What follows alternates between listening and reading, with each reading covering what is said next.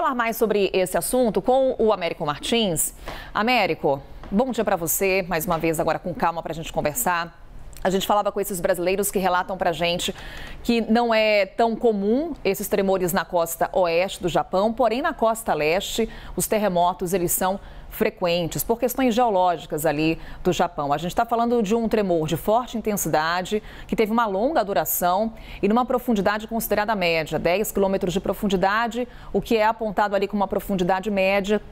Há agora esse alerta de tsunami sendo retirado por parte das autoridades do Japão, mas o trabalho das autoridades ele é intenso para resgatar aquelas pessoas que ainda estariam sob os escombros daquelas edificações que ruíram. O que temos de informação de momento, Américo? Bom dia, Carol. Bom dia a todos que nos acompanham novamente.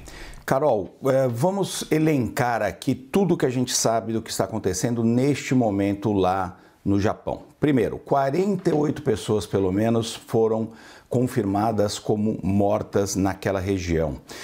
Milhares de pessoas tiveram que passar a noite em abrigos ou em carros. A gente acabou de ver os nossos entrevistados brasileiros lá no Japão dizendo como eles fizeram todo um plano ao redor de ter sempre um carro à disposição para ir numa zona aberta aonde eles não sofreriam nenhum tipo de dano. Então muita gente passou a noite ou nesses abrigos das prefeituras locais, normalmente são escolas que eles transformam nesses abrigos de acordo com os planos prévios que o governo japonês desenhou, ou passaram nos seus carros. Milhares de prédios em várias cidades da região foram destruídos total ou parcialmente. A gente está vendo aí imagens que são bastante chocantes de prédios, bairros inteiros que acabaram entrando em colapso.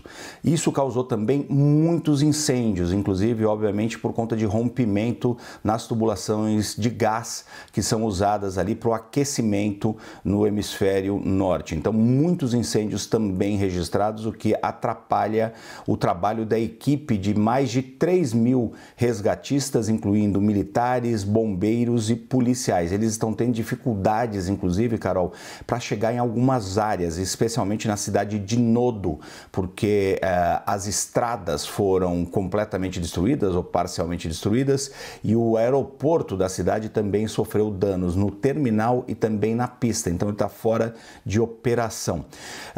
As autoridades japonesas já relataram também, Carol, que mais de 140 tremores secundários aconteceram depois daquele tremor maior que teve uma magnitude de 7,5.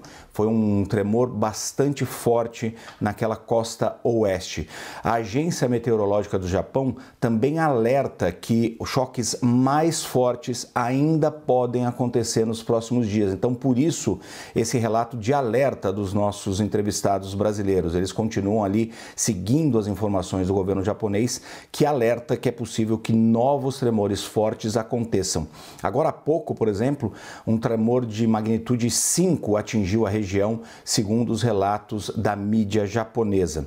O primeiro-ministro Fumio Kishida disse que as equipes de resgate continuam tendo muitas dificuldades para chegar e, como eu disse, especialmente naquela região da península de Nodo. Os serviços ferroviários e também os serviços de avião foram parcialmente restabelecidos, mas ainda continuam suspensos em parte daquela região.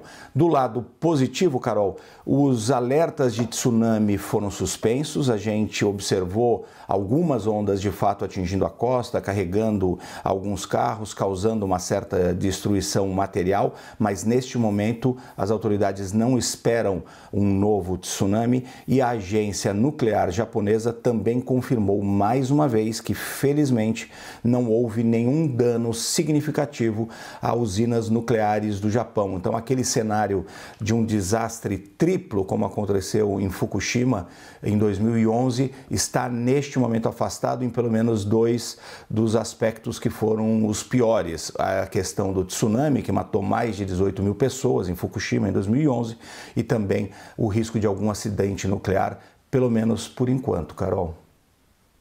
Tomara que assim se mantenha, né, Américo? Lembrando algo que foi inclusive relatado pelos brasileiros que estão no Japão, o fato das baixas temperaturas. E isso faz com que o trabalho das equipes de resgate seja acelerado para tentar resgatar essas pessoas que ainda estão sob os escombros. É um trabalho que enfrenta dificuldades, porque, como o Américo destacava, o acesso a muitas cidades está comprometido por conta dos danos devido a esse terremoto de magnitude 7,5. Estamos falando de uma intensidade muito alta.